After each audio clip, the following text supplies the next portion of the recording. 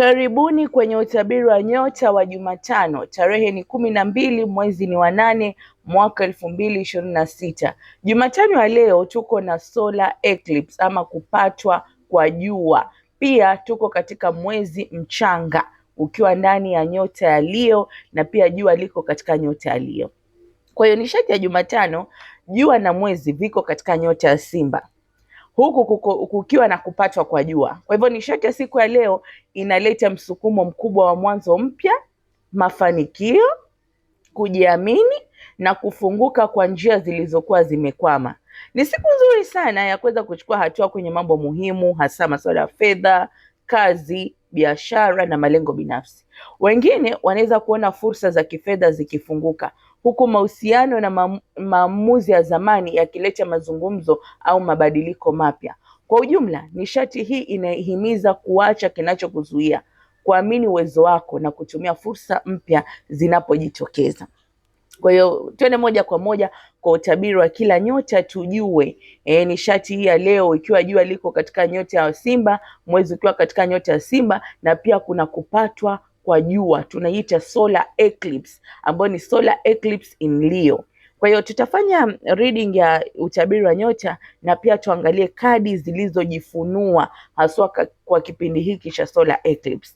Kwa hiyo nyota ya kwanza, nyota ya punda au nyota Aries. Naona mafanikio makubwa ya kifedha yanakuja na njia zako za bahati zinaanza kufunguka bila husda kukuzuia. Una nafasi ya kuanza maisha mapya yaliyojaa furaha na matumaini. Mwezi mpya ukiwa kwenye Leo na pia kupatwa kwa jua au solar eclipse katika Simba kuna amsha ubunifu wako. Hivyo fikiria nje ya mipaka na zingatia pia upande wa kifedha wa kipaji au mradi unaofanya. Kwenye kadi kulitoka kadi ya Ace of Pentacles iliyogeuzwa ama iko reversed. Inaonya kuhusu fursa ya kifedha inayoweza kupitwa au kukosa. Hivyo kuwa makini, usiache fursa inayohusiana na kipaji au jambo linalokupa furaha. Nyota ya pili, nyota ya ng'ombe au nyota ya Taurus. Matatizo ya kifedha na afya yanaelekea kutatuliwa na bahati nzuri inaleta fursa ya kazi unayoitarajia.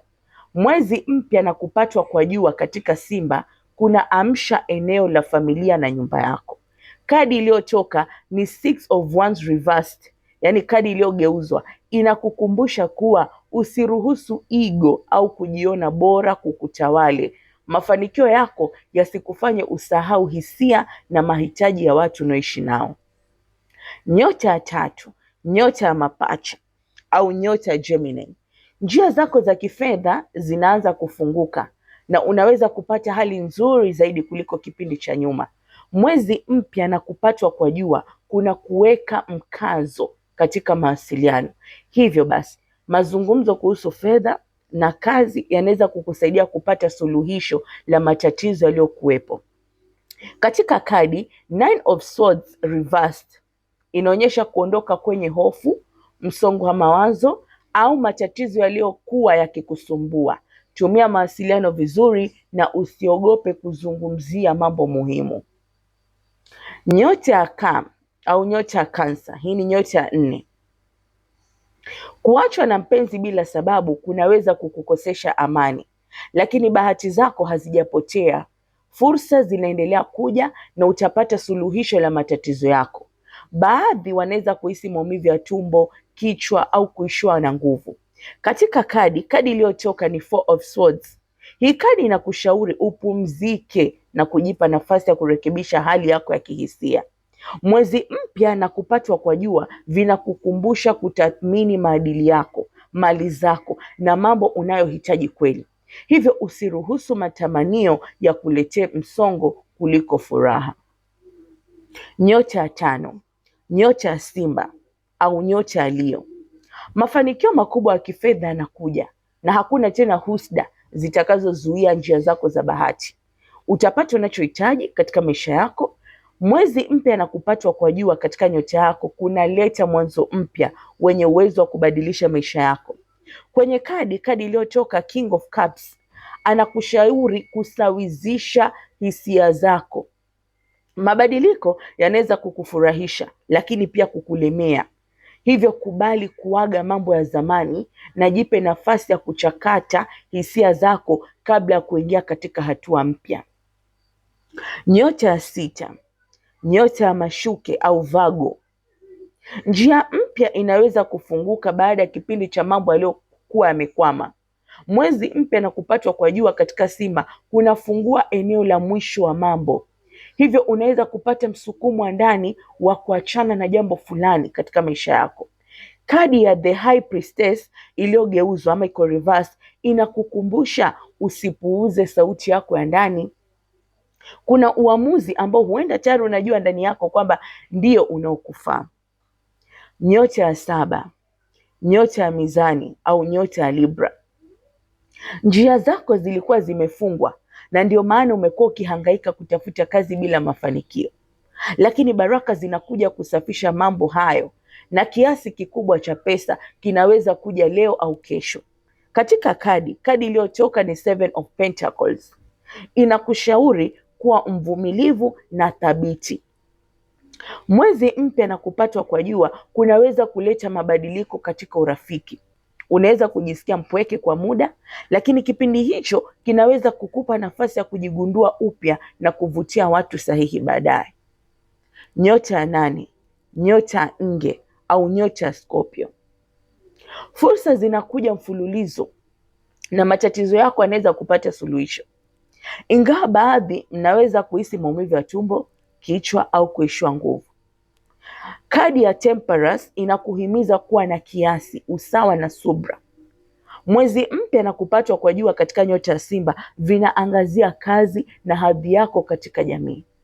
Unaweza kuanza upya katika kazi au taaluma, lakini usikimbilie jambo jipya. Jipe muda wa kuzoea na kukua katika nafasi hiyo mpya inayokuja. Nyota ya 9, nyota ya Mshale au nyota ya Sagittarius. Maombi yako ni kupata kazi nzuri itakayobadilisha maisha yako na utafanikiwa kwa maombi haya. Jitahidi kufanya maombi ya kinga kwa sababu unahisi maadui wanafuatilia kila hatua yako. Kadi ya 4 of Pentacles iliyogeuzwa au iko reversed inakushauri kuachilia udhibiti. Huu mwezi mpya kwenye Simba na kupatwa kwa jua kwenye nyota ya Simba vinakufanya ujifunze jambo jipya kuhusu nafsi yako na mahusiano yako. Usilazimishe watu wafikiri au kutenda kama wewe. Wakati mwingine kuachilia wengine kuna kupatia amani. Nyota ya Mbuzi au nyota ya Capricorn. Mpenzi wako anaweza kuwa ameingia kwenye mahusiano mengine, ndio maana mambo yanaonekana kutoeleweka, lakini ndani ya siku mbili unaweza kupata fursa ya pesa ambayo hukuitarajia. Mwezi mpya ndani ya Leo na kupatwa kwa jua katika nyota ya Leo vinaangazia eneo la mali au rasilimali mnazoshirikiana na mtu mwingine. Unaweza uhitaji msaada kutoka kwa mtu kama ambavyo wewe huwa unasaidia watu wengine. Jifunze kukubali msaada na usibebe kila kitu peke yako. Usibebe kila kitu peke yako. Kwa hekima, juhudi na uvumilivu unaweza kupata usawa. Nyota ya 11, nyota ya Ndoo au nyota ya Aquarius.